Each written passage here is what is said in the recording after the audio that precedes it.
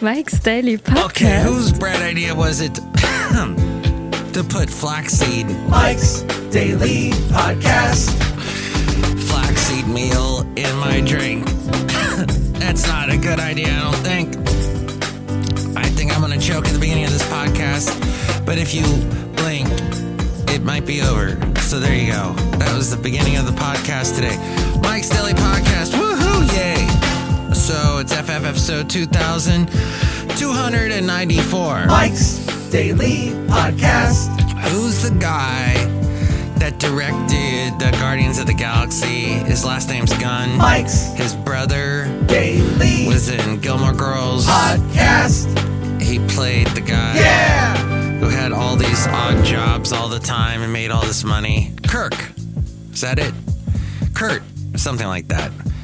Anyway, Cafe Anyway. We're at Cafe Anyway somewhere in Podcast Valley in Pleasanton. Flaxseed meal supposedly has omega-3s in it. Yours truly, Mike Matthews, is on a quest to get as many omega-3 fatty acids in his body. Flaxseed is not the best. It's all ground. It's a very fine ground particle, and not good for when you are recording a podcast somewhere in Podcastro Valleyton, the last place on earth. At any rate, I bought some more I finally got to Costco, and I'm not going to read anything from the Costco connection on this podcast, just so you know. It's not going to be a super long. Sometimes my Saturday podcasts get amazingly long, and this is going to not be. Because I have decided to, now I wish I had grabbed that Costco connection. Okay. Cafe Anyway. Last night, I was about to leave Costco, and I said to them... And here's today's podcast picture.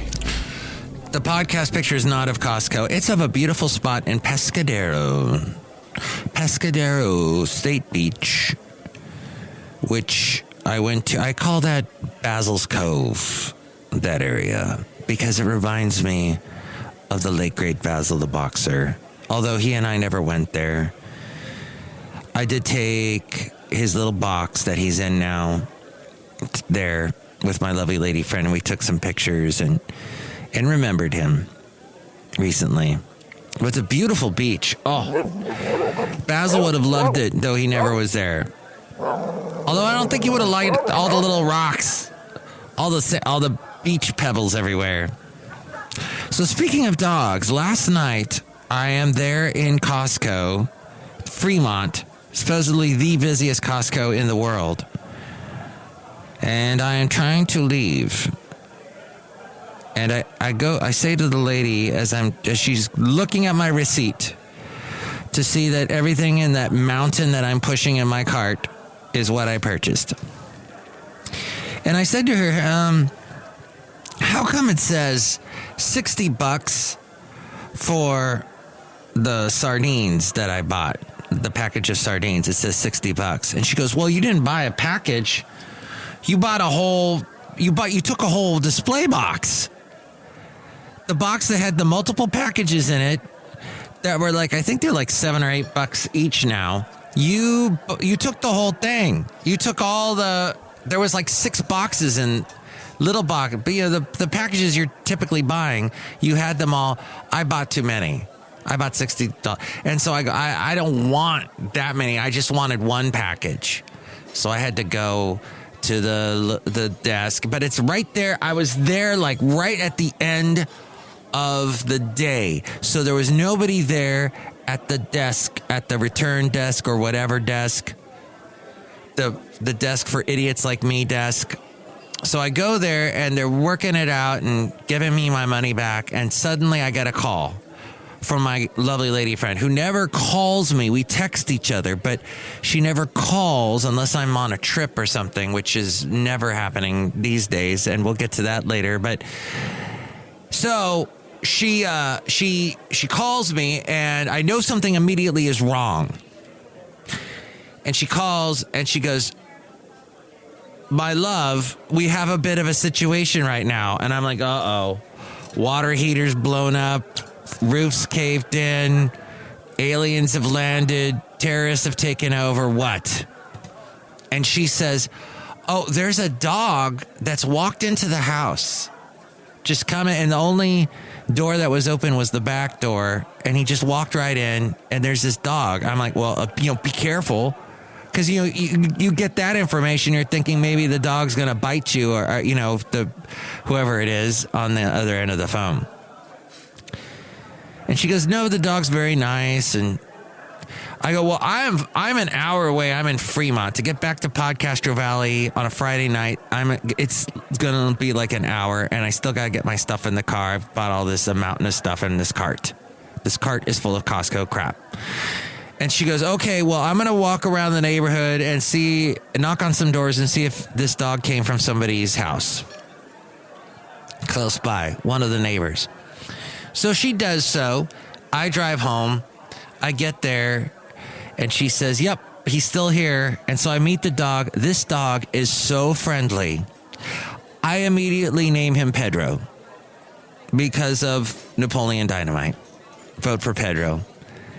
And he's very kind. He's a pit bull mix of some sort, completely black except for like a little white star on his chest. Floppy ears, nice long whippy tail, knocking everything over. We give him some food. We give him lots of water. He's laying down. He's letting me scratch him behind the ear. It was so nice to have a dog again. But at the same time, we've got the two feral cats that we've rehabilitated, and they're freaking out. He's already chased them around the backyard. So my lovely lady friend does some calls, finds out that since it's 10:30 at night, the only place open is a drop-off at an animal shelter close by. So I said, look, my lovely lady friend is taking an online course, and she's really tired, and she didn't get any sleep the night before. I go, I'll take care of it. I'll take him over there. So I did. I dropped him off, and I felt bad, It just... Part of you is, well, I could take another animal in. Well, I like dogs. This dog is sweet. But in the end, I'm thinking this dog is chipped because, he was fixed. I could tell he was fixed. And he had a collar, but no tags. As we go outside a cafe anyway, where we're bringing Mike's Daily Podcast somewhere in Podcastro Valleyton. And thusly, I figure he's chipped. He's got to be chipped if he's fixed and all this. So sure enough, my lovely lady friend called the animal shelter today and said, hey, we dropped off a dog. Oh, yes. Okay. Yes, we found his owners. Thank God.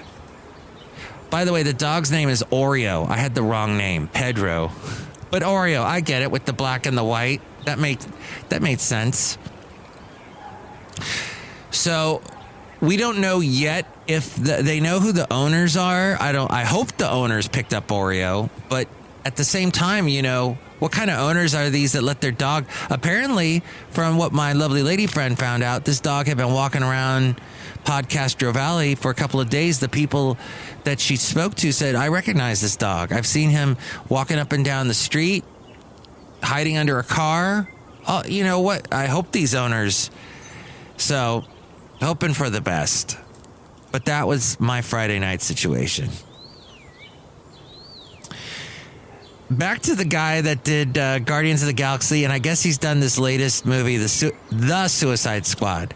So there was Suicide Squad, and now there's the Suicide Squad. And apparently there's a lot of characters from the original, but some of the actors that were in the original couldn't come back for this one. But there's still, what's her name? Margot Robbie doing the Harley Quinn thing. And there's a lot of violence in this movie. And I ain't going to see it. But I think it's a Warner Brothers creation. And so I don't watch movies anymore. I watch honest trailers on YouTube. And And Honest Trailers, what it honestly does is reinforce in me that I never want to see a movie again. Now, I have a girlfriend, and that means I'm going to have to see a movie again at some point. Because, I am thinking outside over here in the fringe world of I hate everything coming out of Hollywood. And my lovely lady friend doesn't care, isn't as bitter and carry a grudge against Hollywood as much as I do. So I'm sure at some point she's going to talk me. Now, she's talked me into seeing some good movies, I'll admit. Some worthwhile movies. Every once in a while, I'll go, okay. And I'll probably watch one tonight with her. But it ain't going to be the Suicide Squad. I can't tolerate all that. Even though it's CGI violence, it's still very graphic. It's very, oh, come on. I don't need to see this. But I guess it's a comic book, and it's Warner Brothers, I think, trying to be all edgy because Marvel Comics, the Marvel movies aren't as gross with the violence, but they're trying to be edgy and trying to make a name for themselves, and they figure if you want to watch the less violent stuff, you'll watch all the Warner Brothers cartoon DC comic people on their CW channel. I think that's what the reasoning is. Oh, and now it's on HBO. Which leads us to Space Jam. Oh, and the Gunn guy, is it James Gunn that directed it? So his brother is in it, and apparently he's got a thing. They noticed in Honest Trailers that between Guardians of the Galaxy, which was a Marvel comic book thing, and the Suicide Squad, which is a DC Comics comic book thing. So, the two competing comic book worlds. That between both of those two movies that he did, one for one comic book company, the other for the other, or comic book world, that he hates his dad. Or every character's got daddy issues. The guy, who was the one from well, there's all those characters in Guardians of the Galaxy that have daddy issues, and then you've got the ones in Suicide Squad with all the daddy issues. So it was a very good point. I guess this Gunn guy has a lot of issues with, psychologically, it's probably a diagnosis that may or may not be true. I don't know. He also has some other issues too that I heard that weren't very good, that he got thrown out there in the cyber world for some of the questionable things that he's doing in his private life. Anyway, Space Jam also immersed in the Warner Brothers world. The Space Jam 2 Legacy movie, Honest Trailers was pointing out how every scene is practically a commercial for something. It's all this ad placement through the whole movie, and promoting all the stuff that the Warner Brothers owns. Which, by the way, I know at some point I owned stock in Warner Brothers. I don't know. So who am I to say? I made money through these guys at one point. I don't have them now, but I mean, I didn't go out and buy it. I have a financial advisor, so that was taken care of. But so who am I to say? But I don't want to sit there and watch a whole commercial for however long it is and pay money for it and watch all this ad placement. And in the end, Warner, Honest Trailers said it was a big, long commercial for HBO because they had all this HBO stuff, which is also Warner Brothers stuff. And then there was all this Nike stuff and all your Bugs Bunny and whatnot. But no Pepe Le Pew, because he's canceled. Yes, Pepe Le Pew, he's a skunk. Now, here is your challenge, you creative person, you. Can you come up with a skunk that's not going to be canceled by anybody or drawn, can it be in any way different? People going to draw comparisons between your skunk and Pepe Le Pew. Pepe Le Pew is so iconic. Yes, it offends French people, and yes, he's forcing himself on this poor cat, and that's not appropriate behavior. But He's a skunk that everybody knows. So can you come up with a creative skunk that's, I guess, less abrasive to our society today? Who would have thought? Skunks are really interesting animals, too. And I have run across many skunks in my life.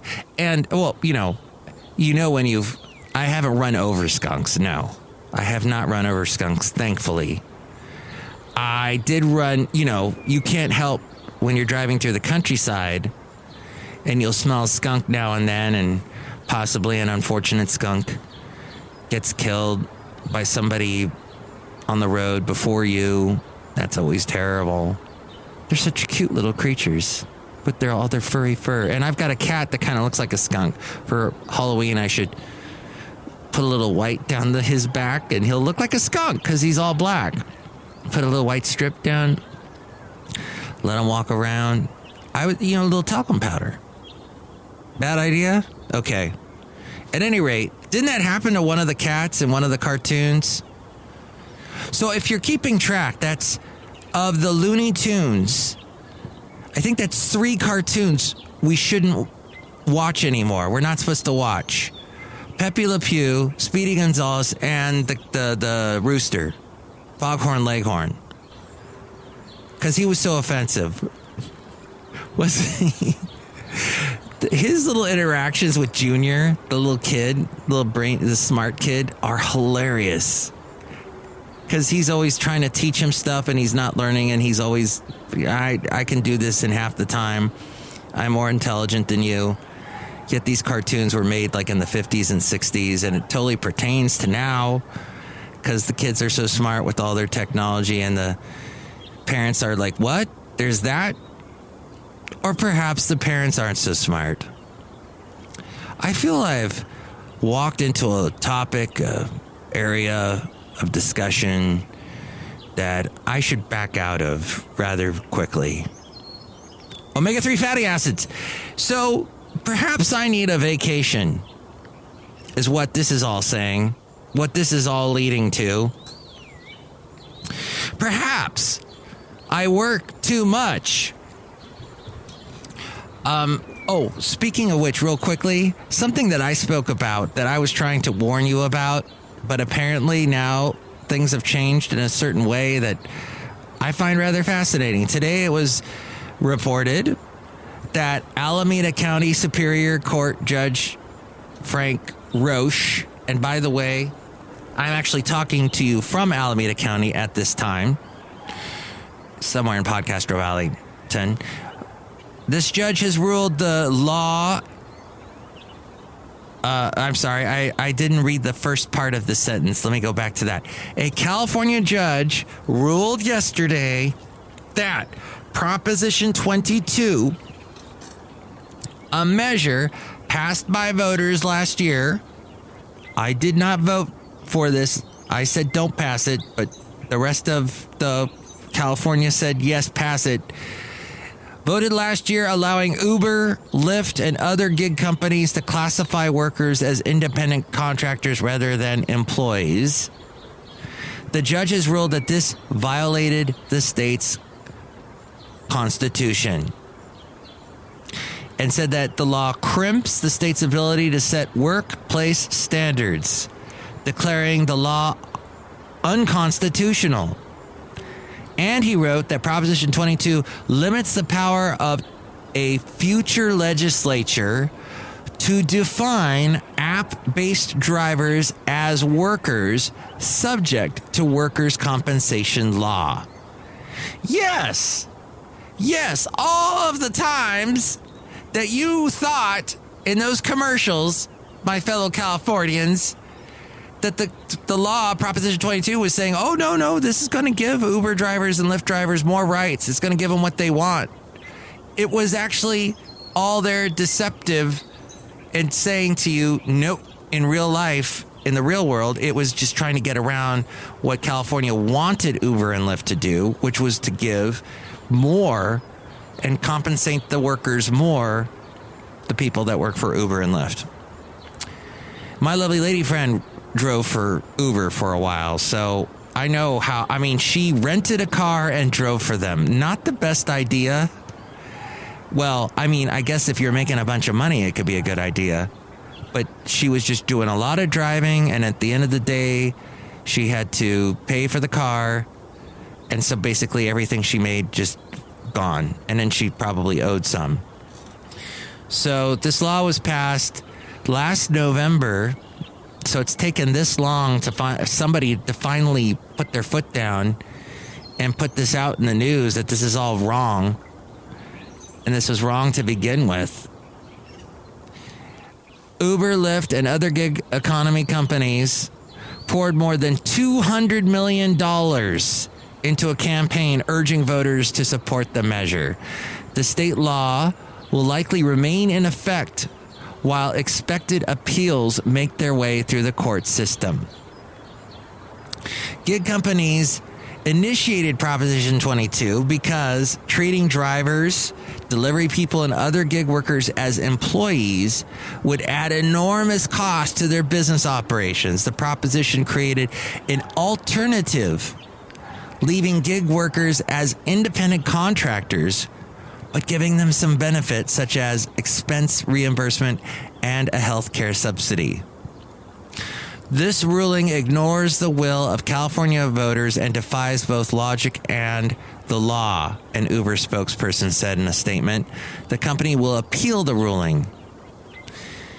DoorDash also supported the Proposition 22 campaign and said its workers had earned more and gotten new benefits since the law passed. Lyft and Instacart, another supporter, referred inquiries to the Protect App-Based Drivers and Service Coalition, a group representing gig companies. This article from CNET. So that happened. Oh, and all of these stories I'm hearing lately, just kind of poking around the news lately, about the breakthrough COVID cases. They call it breakthrough COVID cases, where people that have been vaccinated are coming down with COVID-19, which they told us from the beginning. If you're vaccinated, you can still get COVID, but it won't be as severe. And we're hearing that as well. So, I mean, anyone's shocked that people being vaccinated are still getting COVID. Well, they didn't read the directions. They didn't listen. That was always there, that possibility. It's not a wall to stop the disease, but you are going to, your body is now ready for it and can process it better, supposedly. I hope I never get it, even though I've been vaccinated, but wow. So meanwhile, in Alabama, where I used to live, I lived in Huntsville, so in about an hour and a half south of there is Birmingham. In Birmingham, there's a doctor working there that says, okay, you know what? Since 9 out of 10 COVID cases coming in here to the hospital, and this is, I guess, a general, I keep hearing this statistic all the time that the people infected with COVID these days now are the ones that have been unvaccinated, or 9 out of 10, except for these breakthrough cases that you hear. So he's saying, look, I have no sympathy anymore. I want no more unvaccinated people coming to my hospital. I can't spend all this time with people that decided, no, I don't want the vaccine. No, I've got COVID. I need to see a doctor. Someone needs to help me. He said, I can't wrap my brain around that. But a year ago, before the vaccines, he was happy to help and tried to help, and his heart went out to everybody. But now that there's a choice in the matter, he doesn't.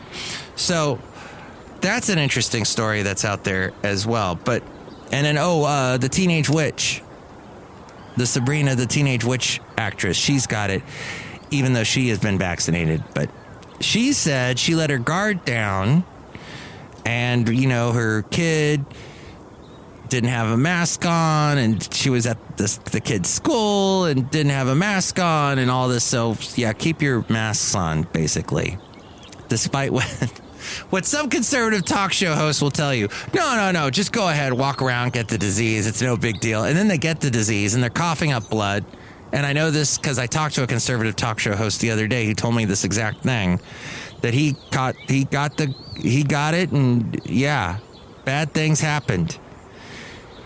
And now this guy, even though he's still anti-vaxxing, he's taking all this other stuff that's supposedly natural that his doctor told him to take. At any rate, maybe I'm working too much. Maybe that's why I'm ranting about all this. But when was the last time you tallied up your working hours? With competitive salaries, many professionals lose count of the time they spend working, especially since it spills into after hours, burning the midnight oil. The same goes with the new generation and growing market of freelancers who feel the need to be on 24/7 to keep their cash flow steady. Coined as overworking leadership development expert Elizabeth Whitaker Walker explains it's less of a trend and more of a societal norm. It's often confused with work ethic and performance potential. In days of old, it signified a commitment to a company and the ability to get the job done. Even though research suggests the contrary, it's an idea that many find difficult to shake, she says. When we push ourselves not only to, but beyond our limits of performance, and health suffer significantly, if you're worried you're on the fast track to burnout, the career experts have provided the all too clear signs you're working way, way too much and what to do. Here are some signs that you're working too much. You can't remember the last time you had a real vacation. You're overworking.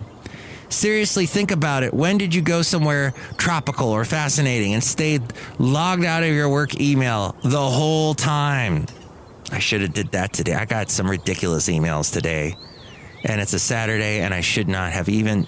It's like, what? Why are you even emailing me? And it was a coworker. It's like, you are supposed to be off on the weekend.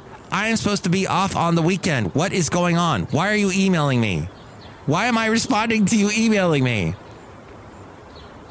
It may feel impossible to get away from work, but it's worth the effort.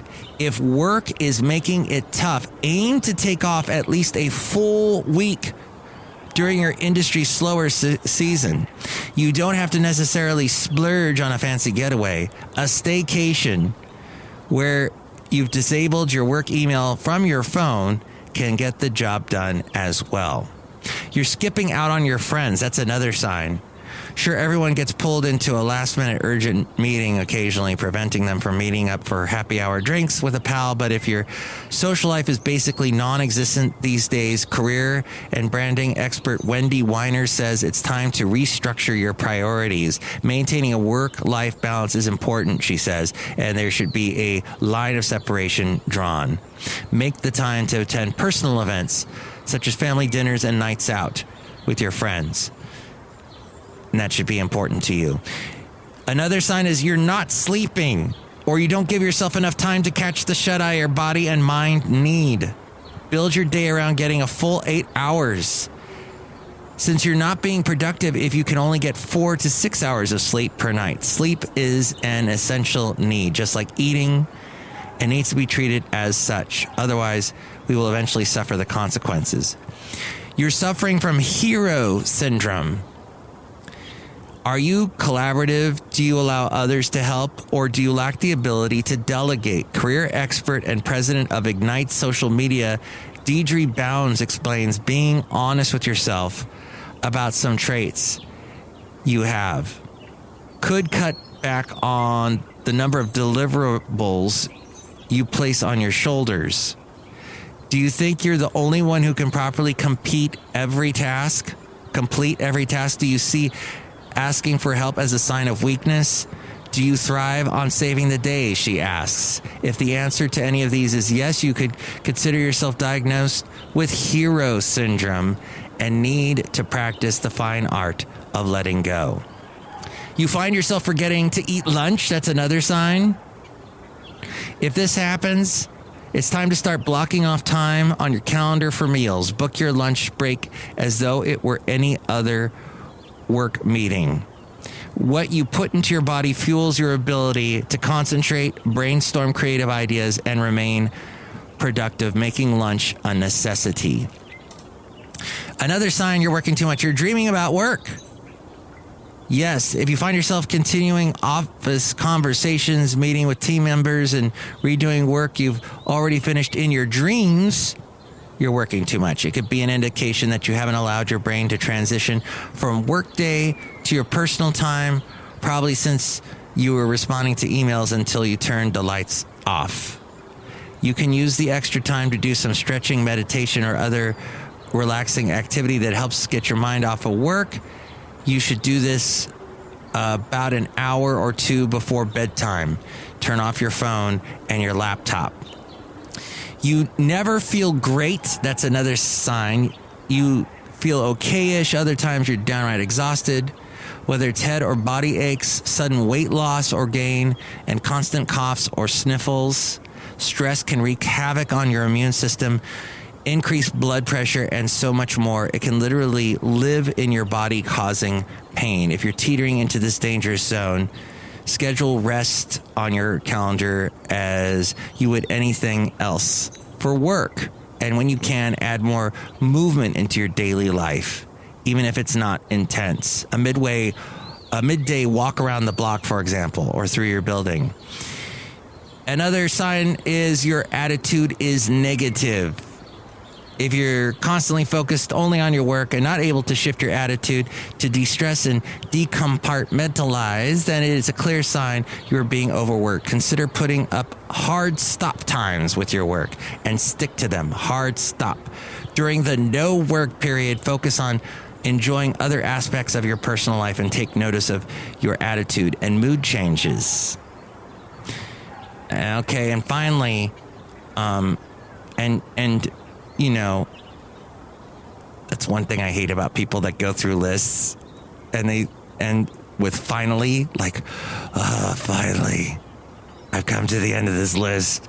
So if you do that, don't do that either. But if you do, here's how you wrap it all up nicely by saying one other sign. The last sign that you're working too much is you're missing deadlines. Yes, there's all kinds of the more you take on, the less mental bandwidth you will have to complete tasks timely. Instead, try focusing and saying yes to things that will ultimately move the needle and help the business, as well as things that you are energized by. So that's a sign. Just time to unplug. And I got all that from theladders.com. Thank you, theladders.com, written by Lindsay Tigger. And the most wonderful thing about Tiggers is that Tiggers are wonderful things. Outside a cafe anyway, somewhere in Podcastro Valleyton, the last place on earth, look who's here. Hello, Mike Matthews. It's Chely Shoehart, gift shop supervisor. I'm selling flaxseed in the gift shop now. Flaxseed meal. Excellent. Flaxseed meal. Finely ground powder made from flax seeds. Yes, Mike Matthews. Excellent. Look who else is here. Hello, Mike. This is Floyd the Floorman. And this is John Deere, the engineer. Wow, Mike, that's wonderful that you're trying to eat healthy.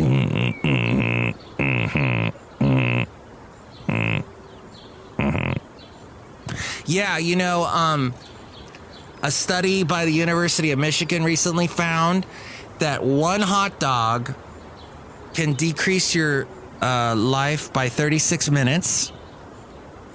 And you can increase your life by 48 minutes if you replace at least one meal a day that you would eat meat in.